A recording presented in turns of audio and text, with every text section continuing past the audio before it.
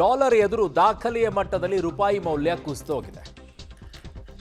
ರೂಪಾಯಿ ಮೌಲ್ಯ ದಾಖಲೆಯ ಕನಿಷ್ಠ ಮಟ್ಟದ 92.52ಕ್ಕೆ ಬಿದ್ದೋಗಿದೆ.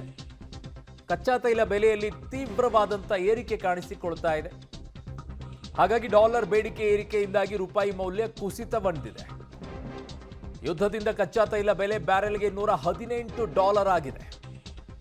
ರೂಪಾಯಿಯ ಮೇಲೆ ಒತ್ತಡವನ್ನ ಹೇರಿದೆ ಅಂತ ವಿಶ್ಲೇಷಣೆಯನ್ನ ಮಾಡಲಾಗ್ತಾ ಇದೆ.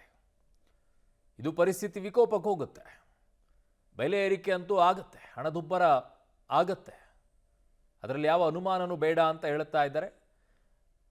ಈಗ ತೈಲದ ಬೆಲೆ ಏರಿಕೆ ಆದರೆ ಅದು ಎಲ್ಲದರ ಮೇಲೆಯೂ ಕೂಡ ಹೊರೆಯಾಗುತ್ತೆ. ಟ್ರಾನ್ಸ್ಪೋರ್ಟ್ ಮೇಲೆ ಪರಿಣಾಮಗಳನ್ನು ಉಂಟು ಮಾಡುತ್ತೆ. ನಿಮಗೆ ಕೇವಲ ಬಳಕೆ ಮಾಡುವಂಥ ವಸ್ತುಗಳಲ್ಲ, ನೀವು ಓಡಾಡುವಂಥ ಜೀವನದಲ್ಲೇ ಬದಲಾವಣೆ ಆಗಿಬಿಡುತ್ತೆ. ಖರ್ಚು ಜಾಸ್ತಿ ಆಗುತ್ತೆ, ಜೇಬಲ್ಲಿರುವಂಥ ದುಡ್ಡು ಹೋಗ್ತಾ ಇರುತ್ತೆ, ಅಕೌಂಟಲ್ಲಿರುವಂಥ ದುಡ್ಡು ಹಾಗೆ ಇಳಿತಾ ಹೋಗುತ್ತೆ. ಹಾರ್ಮುಜ್ ಜಲಸಂಧಿಯನ್ನ ಇರಾನ್ ಮುಚ್ಚಿದೆ, ನಿಮಗೆಲ್ಲ ಗೊತ್ತಿದೆ. ಪೆಟ್ರೋಲ್ ಡೀಸೆಲ್ ದರ ಭಾರತದಲ್ಲಿ ಹೆಚ್ಚಾಗುತ್ತಾ ಅಂತಂದ್ರೆ ಮಾಡುವಂಥ ಸಾಧ್ಯತೆ ಇದೆ.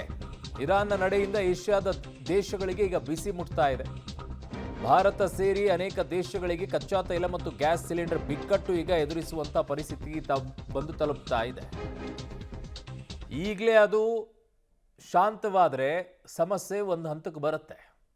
ಇಲ್ಲ ಇದು ಇನ್ನೂ 1 ವಾರ 2 ವಾರ, ಟ್ರಂಪ್ ಹೇಳೋ ರೀತಿಯಲ್ಲಿ 4 ವಾರಗಳವರೆಗೂ ಹೋದರೆ ವಿಕೋಪ ಬಹಳ ಬಹಳ ದೊಡ್ಡ ಮಟ್ಟದಲ್ಲಿ ಹೋಗುತ್ತೆ. ಹಾಗಾಗಿ ಯುದ್ಧದ ವಾತಾವರಣ ಇರಬಾರದು, ಸರಿಯಾಗಿರಬೇಕು ಅಂತ ಹೇಳ್ತಾರೆ. ಆದರೆ ಇಲ್ಲಿ ಎಲ್ಲರೂ ಕೂಡ ಯುದ್ಧ ಮಾಡುವಂಥ ಉನ್ಮಾದದಲ್ಲೇ ಇದ್ದಾರೆ.